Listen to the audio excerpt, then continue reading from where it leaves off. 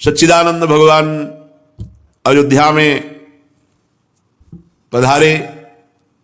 समस्त अयोध्यावासी एक साथ भगवान से मिलना चाहते थे। तो अमित रूप प्रगटे ते काल, भगवान अनंत रूपों में प्रकट हो गए, हर अयोध्यावासी के गले से लग रहे, क्योंकि 14 वर्ष से सब चल रहे थे, प्रभु के लिए विकल थे। जे ही सुना पुष्पक विमान पर प्रभु राम लक्ष्मण सिया जी और अपना परिकर पूरा व्याकुल होकर अयोध्यावासी दौड़े। तो भगवान से सब एक साथ मिलना चाहते हैं, प्रथम मिलन। इसलिए भगवान ने अनंत रूप अमित रूप धारण किया। जो जैसे मिलना चाहता था वैसे ही भगवान क्षणमहु सबहि मिले भगवाना, उमा मरम काहू नहीं जाना। ये कोई नहीं जान रहा, सबको लग रहा है भगवान मुझसे पहले मिले। एक क्षण में समस्त अयोध्यावासियों से भगवान मिले। भगवान का अभिषेक हुआ। चक्रवर्ती सम्राट पद पर भगवान श्री राम जी विराजे। राम बाम दिशि शोभित,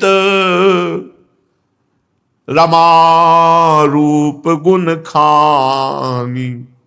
देखी मातु सब हर्षी, जन्म सुफल निज जानी। 14 वर्ष से अपने लाडले श्री राम के दर्शन के लिए व्याकुल नेत्र वाली माताएं आज देख रही हैं। राजाधिराज के रूप में भगवान विराजमान हैं और वाम भाग में ईश्वरी शक्ति समन्वित महालक्ष्मी स्वरूपा श्री जानकी जी विराजमान है। रमा रूप गुण खानी। सब माताएं बलिहारी जा रही जब सिया राम जी को सिंहासन पर विराजमान देख रहे हैं। हृदय आनंद में भर गया। सुनु खगेश तेहि अवसर, ब्रह्मा शिव मुनि वृंद। चढ़ी विमान आए सब, सुर देखन सुख कंद। काकभूषुंडी जी कहते, हे गरुण जी महाराज, उसी समय ब्रह्मा जी, भगवान महादेव और बड़े बड़े मुनि और देवता विमानों पर आरूढ़ होकर आनंद कंद भगवान श्री रामचंद्र जी के दर्शन करने के लिए आए। प्रभु बिलो की मुनि मन अनुरागा, तुरत दिव्य सिंहासन मांगा। रवि सम तेज सो बरनी न जाई, बैठे राम द्विजन सिर नाई। वशिष्ठ जी ने दिव्य सिंहासन नवीन राजा रामचंद्र जी के लिए जानकी सहित भगवान उस पर विराजमान हुए। वो शोभा प्राणाराध्य भगवान प्रियाजू के साथ विराजमान है। जिनके लिए नेत्र तड़पते हैं, जब उनको देखते हैं ना, तो फिर वो स्वाद अलग होता है। 14 वर्ष से समस्त अयोध्यावासी नर नारी पशु पक्षी सब भगवान के विरह में व्याकुल आज देख रहे। दिव्य सिंहासन में सिया जी के समेत पुलकित रघुनाथ जी विराजमान है। वेद मंत्र तब द्विजनी उचारे, नव सुर मुनि जय जयति पुकारे। बड़े बड़े ब्रह्म ऋषि वेद मंत्रों का उच्चारण कर रहे हैं और जय हो आकाश में सी ध्वनि हो रही। विमानों पर आरूढ़ देवता दिव्य पुष्पों की वर्षा सिया राम जी के ऊपर करके जय जयकार कर रहे हैं। प्रथम तिलक वशिष्ठ मुनि की ना, उनि सब भी प्रण आयसु दीना। श्रुत बिलो की हर्षी महतारी, बार बार आरती उतारी।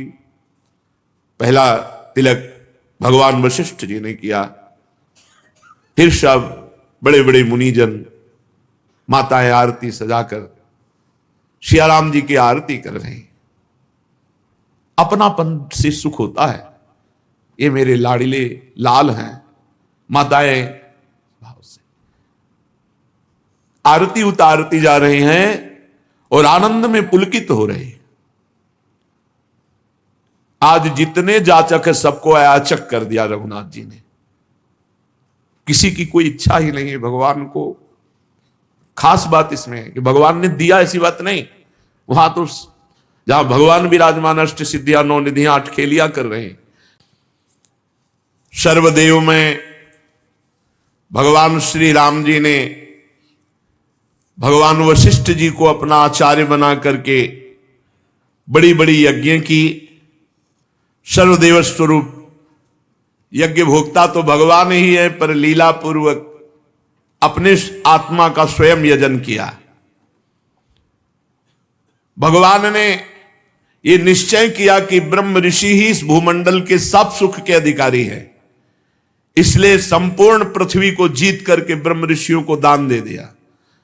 और ब्रह्म ऋषियों ने प्रभु को समर्पित कर दिया कि आप ही इसकी सेवा कर सकते हैं। आचार्य ब्रह्म ऋषियों ने भगवान श्री राम को संपूर्ण भूमंडल वापस कर दिया कि इसकी रक्षा आप ही कर सकते हैं। परीक्षित, प्रभु श्री राम सब लोगों के एकमात्र स्वामी हैं। वही हमारे हृदय में बैठ करके अज्ञान का नाश करते हुए ज्ञान का प्रकाश कर रहे हैं। हमें भगवान ने सब कुछ दे रखा है। क्या जब ज्ञान दे दिया तो इससे बढ़कर और क्या है। भगवान ज्ञान स्वरूप है। ज्ञान से ही अनंत महिमाशाली भगवान का परिचय होता है। जो कभी किसी को पीड़ा नहीं पहुंचाते और अपने चरण शरण में आए हुए की हर तरह रक्षा करते हैं, और जो सदैव ब्राह्मणों को अपना इष्ट देव मानते हैं, ऐसे भगवान श्री रामचंद्र को हम नमस्कार करते हैं। परीक्षित, एक बार अपनी प्रजा की स्थिति जानने के लिए भगवान श्री राम रात में वेश छुपा करके अन्य वेश में घूम रहे थे। उसी समय भगवान श्री राम के कान में शब्द पड़े कि एक पुरुष अपनी पत्नी से कह रहा था, नाहम विभर्मित्वाम दुष्टाम असतीम परवेशमगाम स्त्री लोभी बिभ्रयात सीताम रामो नाहम भजे पुनः। तू रात भर पराये घर में रह आई है, इसलिए मैं तुझे इसी समय निकालता हूं। सचमुच संसार को प्रसन्न रखना टेढ़ी खीर है। भगवान सुखदेव जी कह रहे, देखो इस मूर्ख की मूर्खता। भगवान के राज्य में रह रहा है, भगवान की महिमा को नहीं जान रहा, भगवान पर दोषारोपण कर रहा है। जब भगवान राम ने अपने कान से ये बात सुनी तो लोकापवाद के कारण श्री सीता जी का परित्याग किया। ये इसमें ये बात नहीं है, ये तो व्यवहारिक बात है। भगवान श्री राम जी ने देखा, भगवान का एक स्वभाव है कि अपने जन का अभिमान रहने नहीं देते।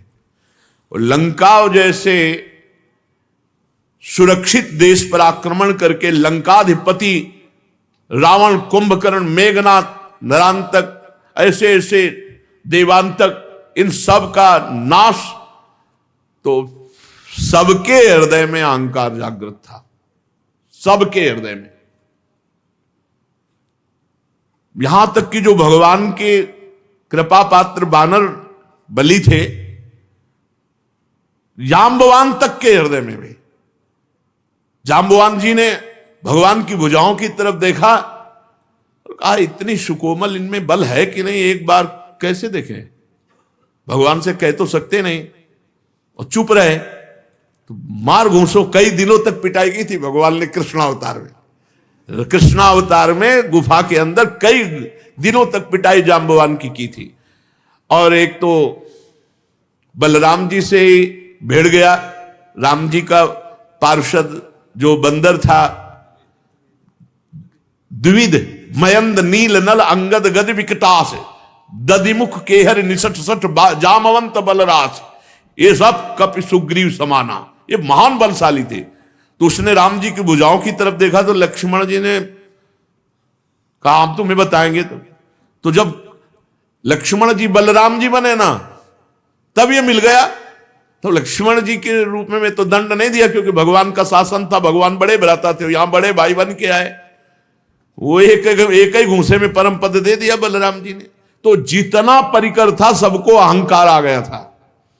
तो भगवान ने सोचा अहंकार का मर्दन कैसे हो, क्योंकि हम कैसे लड़े इनसे, पूरा परिकर कैसे लड़े। तो भगवान ने सोचा हम अपने अंश से इनको पराजित करेंगे। तो फिर ये लीला सीता जी को, अब सीता जी को जंगल में एकांत में छोड़ दिया। उधर भगवान वाल्मीकि जी ने जब देखा कि ये तो अरे चक्रवर्ती सम्राट महाराज दशरथ की कुलवधू सीता जो इस समय गर्भवती, ये सारा केवल अहंकार दूर करने का खेल था। और परंपरा थी ऋषियों के पास ही बालकों का पूरा पठन पाठन अध्ययन अध्यापन आदि की पूरी दीक्षा शिक्षा सब। तो वाल्मीकि जैसे महापुरुष, कई कारण ऐसे नहीं भगवान की अपवाद के कारण भेज दिए, ऐसे किसी ने कह दिया, धोबी ने कह दिया, भगवान ने भेज दिया। उसका कारण था अहम का नाश करवाना अपने जनों का, क्योंकि और कोई उपाय ही नहीं था कि हो सकता, कोई उपाय नहीं था। राम बल से बलवान को कोई नीचा दिखा सकता है तो राम ही बल दिखा सकता है। तो वहां लवकुश का प्रादुर्भाव हुआ। महर्षि वाल्मीकि जी त्रिकालज्ञ महापुरुष, उन्होंने अपने ज्ञान के द्वारा पूर्ण धनुर्वेद सब वेदों से परिपूर्ण कर दिया लवकुश को। सामर्थ्य ऐसी कि त्रिभुवन में कोई लवकुश का सामना नहीं कर सकता। अब भगवान जब अश्वमेध यज्ञ तो घोड़ा छोड़ा जाता है, तो घोड़ा छोड़ा गया, छोटे भाई कुश ने पकड़ लिया।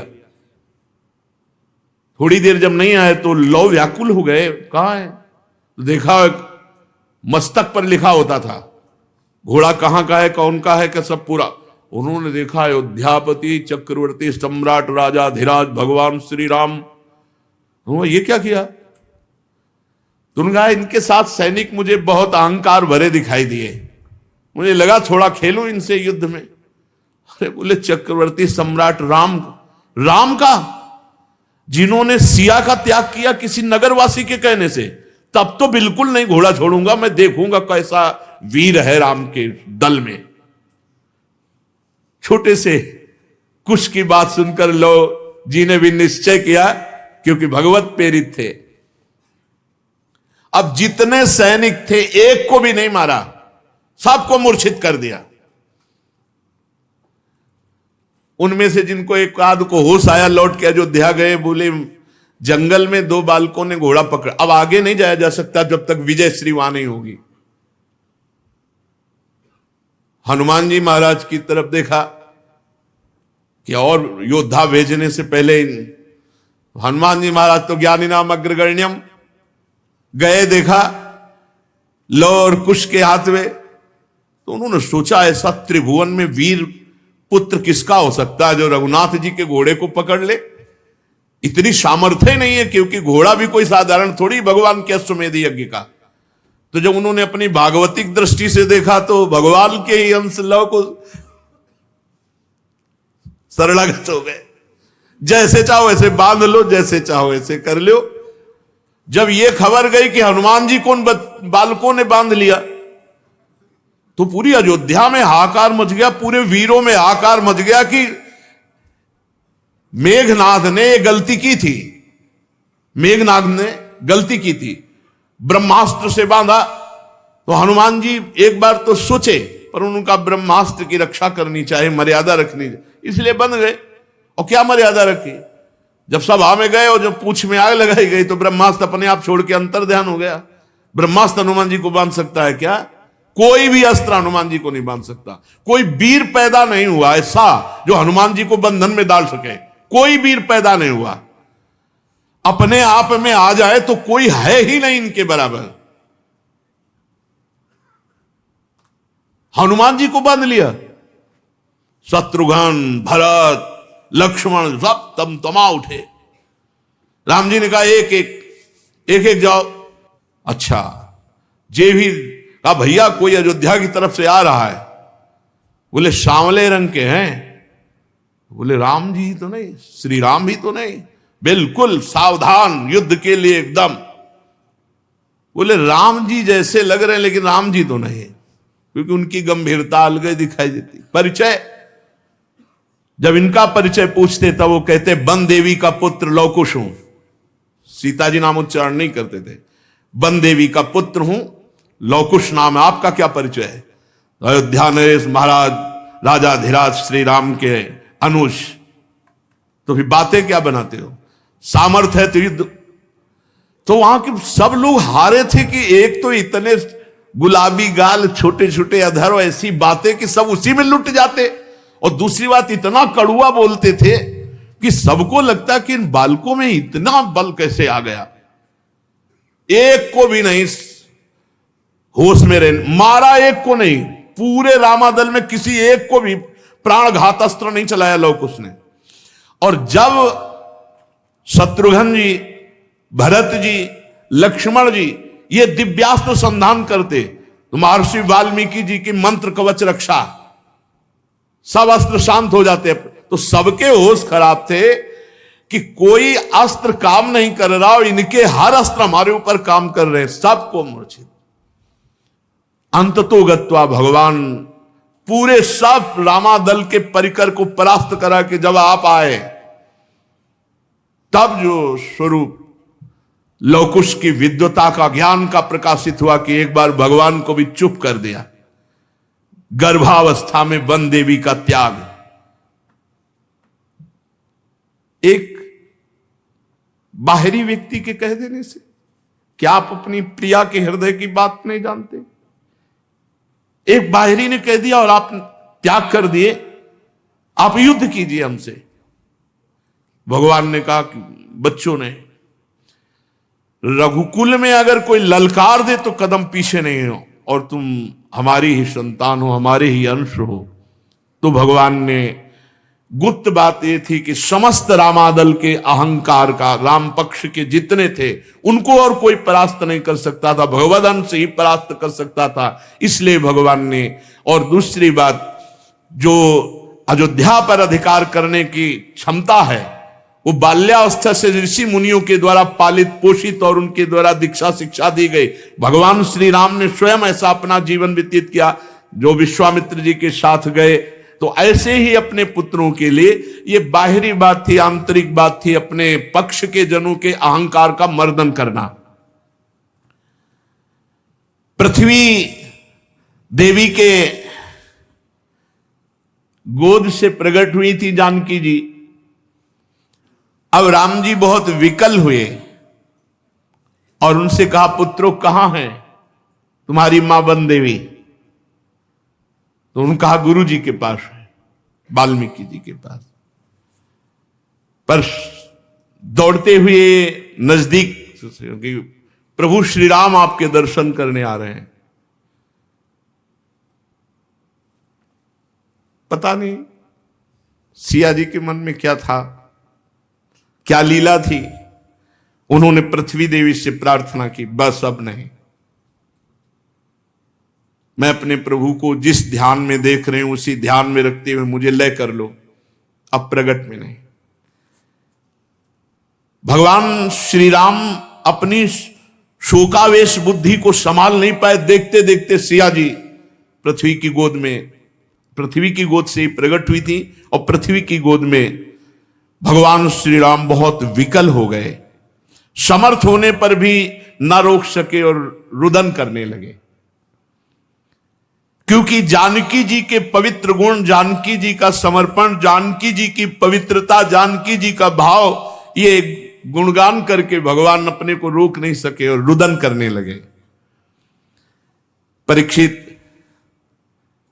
भगवान अपने जनों से बहुत प्यार करते हैं, तो जानकी जी तो उनका हृदय ही है। भगवान का ये रुदन करना कोई स्त्री पुरुष का रुदन करना नहीं। बड़े बड़े समर्थ लोगों के विषय में ये देखा गया है कि प्रेम में ऐसी स्थिति, जनक जी को भला, पर जानकी जी जब विदा हो रहे हैं तो वो भी विकल हो गए। भगवान श्री राम ने उसी दिन से नियम पूर्वक ब्रह्मचर्य व्रत धारण किया और 13,000 वर्ष तक अखंड ब्रह्मचारी रहकर दशरथ जी द्वारा पोषित अयोध्या नगरी का पालन किया 13,000 वर्ष तक।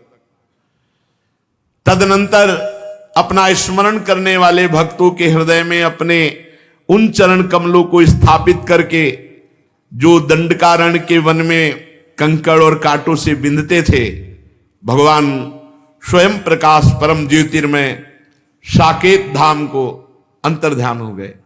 सब अपने निज जनों को लेकर के सरयू जी में लीन होने वाली लीला की और साकेत धाम चले गए। परीक्षित, भगवान श्री रामचंद्र जी के समान प्रतापशाली और कोई नहीं, उनसे बढ़कर तो कोई हो ही कैसे सकता है। देवताओं की प्रार्थना से भगवान ने मानो लीला धारण की थी। रघुवंश शिरोमणि भगवान श्री राम के लिए कोई बड़े गौरव की बात नहीं कि उन्होंने अस्त्र शस्त्रों से रावण को मार डाला या समुद्र में पुल बांध दिया। भला उन्हें शत्रुओं को मारने के लिए किसी बंदरों की सहायता की आवश्यकता है? ये सब भगवान की मधुर लीला है। भगवान के एक संकल्प से पूरी सृष्टि का विनाश, पालन और सृजन होता है। उनके लिए रावण आदि मारने के लिए कोई अवतार लेना पड़ेगा? मैं उन्हीं रघुवंश शिरोमणि भगवान श्री रामचंद्र जी की शरण ग्रहण करता हूं। परीक्षित, जिन्होंने भगवान श्री राम का दर्शन किया, स्पर्श किया, अनुगमन किया, वे सब कौशल देश निवासी भगवान के साकेत धाम को गए, जहां बड़े बड़े योगी साधना के द्वारा जाते हैं। जो पुरुष अपने कानों से भगवान श्री राम के पावन चरित्र को सुनता है, परीक्षित, सुनने मात्र से वो समस्त कर्म बंधनों से मुक्त हो जाता है। भगवान सच्चिदानंद में है, उनकी लीला गायन करना, लीला श्रवण करना, ये स्वतंत्र भगवत प्राप्ति का मार्ग है। केवल भगवत चर्चा श्रवण मात्र से भगवत प्राप्ति। भगवान का ऐसा स्वरूप है कि जो देखे सो अचाह हो जाए, चाह ही ना रह जाए। जाचक सकल अजाचक किन्हें। केवट के मन में क्या है? भगवदानंद। तो क्या निकल रहा मुख से? अब कछनाथ न चाही मोरे। ये जो चाह है ये मलिन हृदय में होती, भगवद विमुख हृदय में ये चाह जागतिक वस्तु भोगों की होती है। सब देख रहे हैं। सिंहासन पर त्रिभुवन साई, देखी सुरन दुंदुभी बजाई। त्रिभुवन के स्वामी अयोध्या नरेश पद पर आज विराजमान है। देखकर समस्त कितनी ठसक की बात, हमारे स्वामी जिनके काल अधीन है वो प्रभु हमारे हैं। मैं ये खास हृदय में जो सुखानुभूति होती है वो अपनेपन से होती है। हमारे लाला हैं, हमारे मित्र हैं, हमारे पिता हैं, हमारे स्वामी हैं, हमारे प्रीतम हैं। जो भाव, दास्य शक्य वात्सल्य कांता सहचरी, जो भाव। जब अयोध्यापति के सिंहासन पर भगवान श्री रामचंद्र जी विराजमान हुए, दुंदुभियां देवताओं की बज रही, अप्सराएं नृत्य कर रही, जय जय ध्वनि हो रही। मुनिजन परमानंद में मगन है, क्योंकि उनके जो ध्यान का विषय वो आज साक्षात देख रहे हैं। भरत, लक्ष्मण, शत्रुघ्न, विभीषण, अंगद, हनुमान, सुग्रीव, ये छत्र, चवर, पंखा, धनुष, तलवार, ढाल, शक्ति लिए हुए भगवान के समीप ही यथा स्थान विराजमान है। कैसी अद्भुत शोभा सिया राम जी की।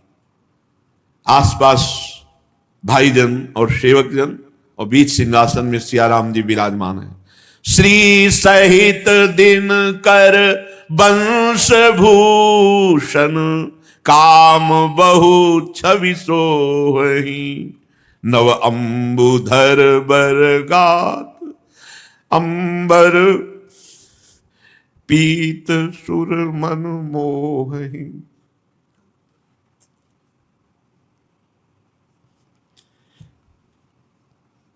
जिनके लिए तड़पा जाता है, जब उनको देखा जाता है, तब जो ये समस्त अयोध्यावासी 14 वर्ष से भगवान के लिए तड़पे, ऐसे तड़पे कि बस प्राण केवल रुके थे आशा में कि प्रभु 14 वर्ष बाद आए, प्रभु आएंगे, बस नहीं कब के प्राण छूट गए होते। आज उसी विरह का, उसी तड़पन का फल देख रहे हैं। श्री सहित दिन कर वंश भूषण, काम बहु छवि सोहई। नवंबुधर बरगात अंबर, पीत सुर मन मोहई। श्री जी के सहित सूर्यवंश के विभूषण भगवान श्री राम अनेक अनेक कामदेव की शोभा को मात करते हुए सिंहासन पर विराजमान, श्री जी के सहित नवीन जलधर मेघ के समान श्याम सुंदर शरीर पर पीतांबर, बड़े बड़े मुनियों के मन को मोहित करने वाला रूप। मुकुटांगदादि विचित्र भूषण, अंग अंगनि प्रति सजे। अंभोज नयन विशाल उर्भुज, धन्य नर निरखंति जे। धन्य नर निरखंति जे। मुकुट, बाजूबंद, विचित्राभूषण यथा योग्य अंगों पर सजे हुए। अंभोज नयन विशाल, विशाल कमल नयन, चौड़ी छाती, अजान बाहु, लंबी भुजाएं। धन्य है जो भगवान के दर्शन कर लिए, यही जीवन का लाभ है। धन्य नर निरखंति जे। भगवान को इसी नेत्रों से देखा जाता है। इसी नेत्र में प्रेम नेत्र जागृत हो जाते, तो चाहे आंख मुंदी हो या आंख खुली हो, जाएंगे कहां? नाम मंत्र, लीला गायन, लीला श्रवण, पूर्ण समर्पण, ये अभी हैं, यही हैं, प्रकाशित हो जाएंगे। वो सुख वर्णन करने में नहीं आता जो सब अयोध्यावासी मुनियों के हृदय में हो रहा है। अपने श्री राम का राज्याभिषेक राजा बने रूप में देख करके जो सुख हो रहा है, वो वर्णन करने में नहीं आता। भगवान का यश गान करने के लिए और कौन सामर्थ्यशाली है? मूर्तिमान वेद बंदीजन के रूप में आकर भगवान का यश गान करते हैं। जय सगुण निर्गुण रूप रूप, अनूप भूप शिरोमणि। दस्कंधरादि प्रचंड निश्चर, प्रबल खल भुज बल हने। अवतार नर संसार भार, विभंजी दारुण दुख दहे। जय प्रणत पाल दयाल प्रभु, संयुक्त शक्ति नमामहे। जय प्रणत पाल दयाल प्रभु, संयुक्त शक्ति नमामहे। वेद स्तुति करते हैं, हे सगुण और निर्गुण रूप धारण करने वाले, हे अनुपम रूप लावण्य युक्त, हे राजाओं के शिरोमणि, आपकी जय हो। आपने दुष्ट रावण आदि इन प्रचंड बल से युक्त निशाचरों का विनाश किया। आपने मनुष्य अवतार लेकर संसार के भार को नष्ट करके अवतार लेकर के ऐसी लीलाएं की जिनका गायन करके समस्त संसार के बंधनों से मुक्त हुआ जा सकता है। आपने उस कठोर बंधनों को, दुखों को नष्ट करने के लिए अवतार लिया है। हे दयालु, हे शरणागत की रक्षा करने वाले प्रभु, आपकी जय हो। मैं सीता सहित आपको नमस्कार करता हूं। तब विषम माया बस सुरासुर, नाग नर अग जग हरे। भव पंथ भ्रमत अमित दिवस निशि, काल कर्म गुण निभरे। जे नाथ करी करुणा बिलो के, त्रिविध दुख ते निर्वहे। भव खेद छेदन दक्ष हम कहूं, रक्ष राम नमामहे। हे हरि, तो विषम माया बस सुरासुर नाग नर अगजग हरे।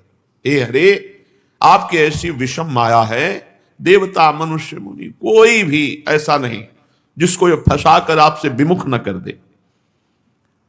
काल कर्म गुण स्वभाव इनके वशीभूत हुआ रात दिन भटकता रहता है जीव। आवागमन का चक्र, बार बार जन्म, बार बार मरण। हे नाथ, इनमें से जिनको आपने कृपा करके देख लिया, तभी गोस्वामी जी कह रहे थे प्यार से देख लो या नाराज होकर देख लो, देख तो लो आप हमारी तरफ। इन भटकते हुए प्राणियों में आपने जिनको कृपा करके देख लिया, वे ही माया जनित बंधनों से मुक्त हो गए। 3 प्रकार के दुखों से, दैहिक, दैविक, भौतिक, इनसे छूट गए। जन्म मरण के इस जाल को काटने वाले कुशल कृपालु हे हरि, आप हमारी रक्षा कीजिए। आप हमारी ओर कृपा दृष्टि से देखिए, आपकी जय हो। बहुत सुंदर स्तुति कर रहे हैं।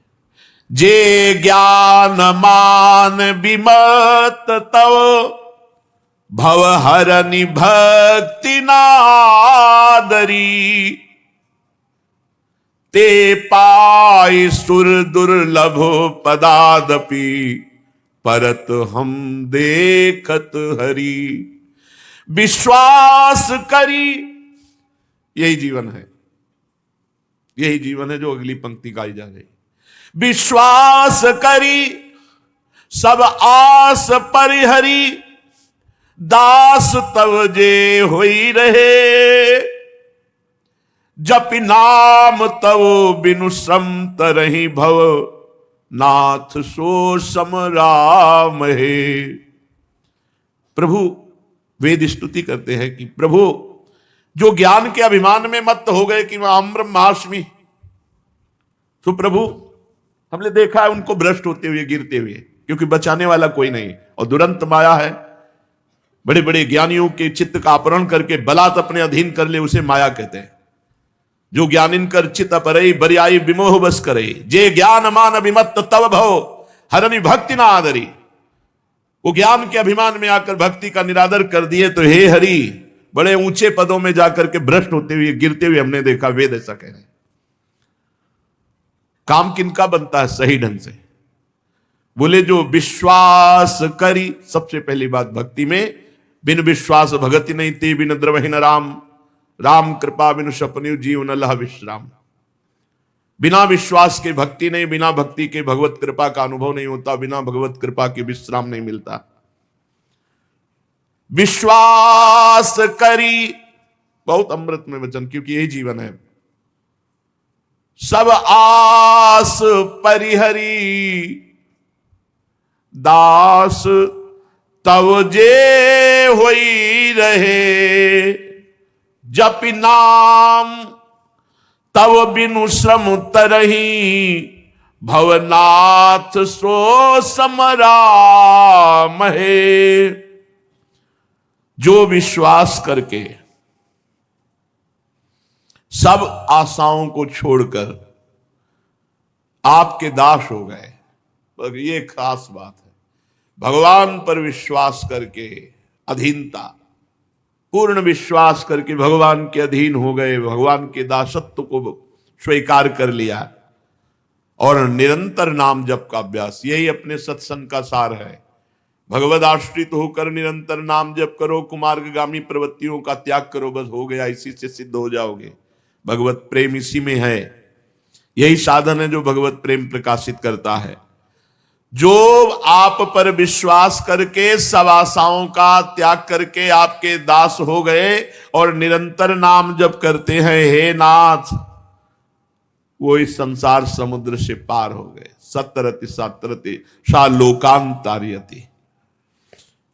हे प्रभु, हमको भी ऐसी कृपा करो, वेद कहते कि हम आपके स्मरण में डूब जाए। यही खास बात है, हम आपके स्मरण में डूब जाए। जे चरण शिव अज पूज्य रज शुभ, परसी मुनि पत्नी तरी,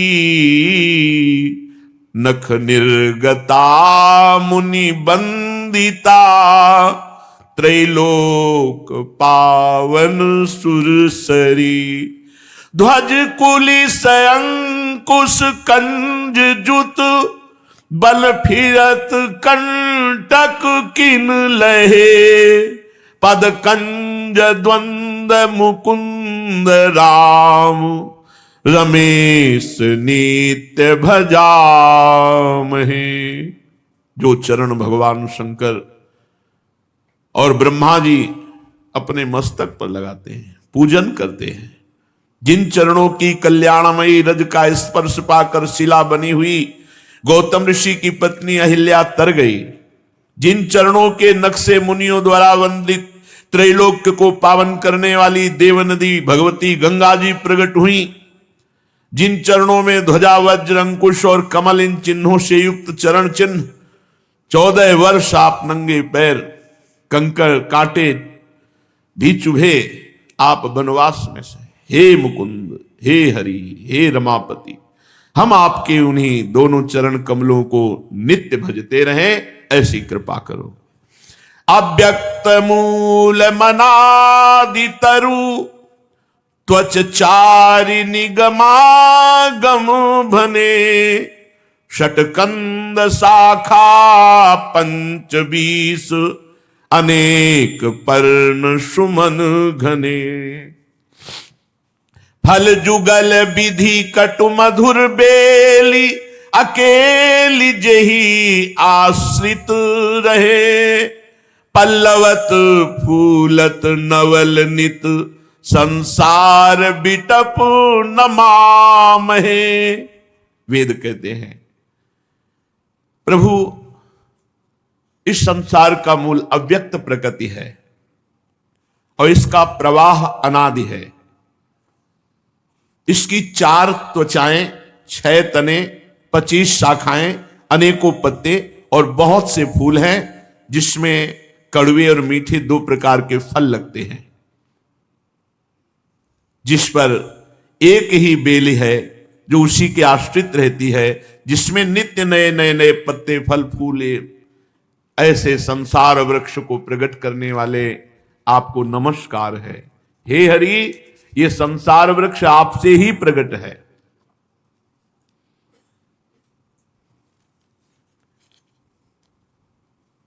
अव्यक्त प्रकृति, इसका प्रवाह अनादि। ये 6 तने, 5 ज्ञानेन्द्रिय, 1 मन, 4 त्वचाएं, बुद्धि, मन, चित्त, अहंकार, 25 शाखाएं, पंच महाभूत, पंच तन्मात्रा, पंच कर्मेंद्रिय, पंच ज्ञानेन्द्रिय और सतोगुण, रजोगुण, तमोगुण, ये 3, 5 को 20 और 3, और जीव और काल ये 25, और फिर इनके अनेकों शाखाएं। इसी से संसार प्रपंच भरा हुआ है, पर इसके मूल आप हो। आपसे ही ये संसार रूपी लता पुष्पवित, पल्लवित, फलान्वित हो रही है। आप अजन्मा हैं, केवल वही अनुभव कर सकता है जो आपके अधीन हो गया, आपके आश्रित हो गया। नहीं, मन और बुद्धि से आप अगोचर हैं। हे नाथ, हम यही वरदान मांगते हैं कि मन, वचन और कर्म से केवल आपके चरणों का आश्रय लेकर आपका चिंतन करें। वेद भगवान की बंदी जन की समान स्तुति कर रहे, फिर प्रणाम करके भगवान की कृपा से वो ब्रह्मलोक को गए। इधर देवादिदेव भगवान महादेव जी भी राम दरबार में उपस्थित हुए और भगवान शंकर स्तुति कर रहे, पर वेद जो स्तुति कर रहे थे वो अलग था। वो बंदी जन की भांति गा रहे थे, लेकिन यहां विनय करत गदगद गिरा पूरित पुलक शरीर। परम वैष्णवाचार्य भगवान शिव हैं, आंखों से अश्रुधारा बह रही, रोमांच हो रहा, और भगवान सियाराम के सामने खड़े होकर उनका स्तवन कर रहे हैं। जब राज्याभिषेक हुआ श्री रामचंद्र जी का, प्रभु इस संसार में रोग वियोग शोक सब मरे रखे हैं इसी में। देख लो हृदय को, जो भगवान से विमुख है उनकी दुर्दशा है। प्रभु मारे गए, बहु रोग वियोग ही लोग है, भवदंग निरादर के फले। जो आपसे विमुख है उनकी ये दुर्दशा है, जलते रहते हैं, रात दिन जलना, ईर्ष्या द्वेष क्रोध काम मरे रखे हैं, सब विकारों के द्वारा मारे गए। ये सब आपके चरणों से विमुख होने का फल है। जो मनुष्य आपके चरणों से प्रेम नहीं करता वो अथाह दुख में पड़ेगा निश्चित। भव सिंधु अगाध परे नरते, पद पंकज प्रेम न जे करते। ये भगवान शंकर कह रहे हैं। अति दीन मलीन दुखी नितही, जिनके पद पंकज प्रीति नहीं। अति दीन दुखी मलिन अंतःकरण वाले, जो भगवान से प्रीति नहीं किए, भगवान का नाम जप नहीं किए, भगवान की शरण में नहीं हुए, वो सदैव यहां भी दुख भोगेंगे और परलोक में भी। अवलंब भवंत कथा जिनके, प्रिय संत अनंत सदा तिनके। नहीं राग न लोभ न मान मदा, तिनके समवई भो वा विपदा। जिन्होंने आपकी लीला कथा का नशा बना लिया है, कथा सुनना, कथा भगवान की करना, भगवान की चर्चा भगवान की प्राप्ति के लिए करना, अन्य भाव से तो वो लाभ नहीं मिल पाएगा। चौथी भगत मम गुण करई कपट तजिगान। भगवान की चर्चा सिर्फ भगवान के लिए, भगवान का नाम जप नाम कीर्तन सिर्फ भगवान के लिए, बड़ी जल्दी जीवन में परिवर्तन आ जाए। अवलंब भवंत कथा जिनके, जिन्होंने भगवान की कथा का ही सहारा ले लिया, और बहुत भाग्यशाली है जो भगवान की कथा करते हैं और सुनते हैं। भूरिदा जना, बस अन्य उद्देश्य नहीं, अन्य उद्देश्य तो फिर फल में अंतर पड़ जाएगा। धुंधकारी भी सुना और बहुत से सब सुने, लेकिन विमान केवल धुंधकारी के लिए आया, सबके लिए नहीं आया, क्योंकि मनन में अंतर पड़ गया। श्रवण सबने एक जैसा किया, मनन में अंतर पड़ गया। यदि हम भगवत चर्चा भगवत प्राप्ति के लिए, तो बहुत जोर की बात है कि उसे संत और भगवान की कृपा और प्रेम की प्राप्ति होती है। जो भगवान की चर्चा सुनते रहते हैं उनको संतों से आसक्ति हो जाती है, वो जी नहीं सकते संत समागम के बिना, नशा है उनके। जिस दिन कथा सुनने को ना मिले उस दिन ऐसा लगेगा कि ये दुर्दिन, इतना भाग्य हमारा कैसे खराब हो गया, आज भगवान की चर्चा सुनने को नहीं मिली। भगवान शिव कह रहे हैं कि जिन्होंने आपकी कथा का आश्रय ले लिया, उनको संत और भगवान की कृपा का अनुभव होने लगता है। उन्हें भगवत प्रेम भगवत कथा से, उनमें न राग रह जाता है, न लोभ रह जाता है, न मान रह जाता है, न मद रह जाता है। विपत्ति और संपत्ति उनके लिए समान हो जाती है। इसी से बड़े बड़े मुनिजन सब साधनों का त्याग करके भगवान के आश्रित होकर भगवान की लीला कथा सुनना, नाम जप करना, नाम कीर्तन करना, इसी से पूर्णता हो जाती है। करि प्रेम निरंतर नेम लिए, पद पंकज सेवत शुद्ध ही सममानी। निरादर आदर ही सब संत सुखी विचरंती मही। प्रेम पूर्वक जिसने नियम ले लिया है, क्या?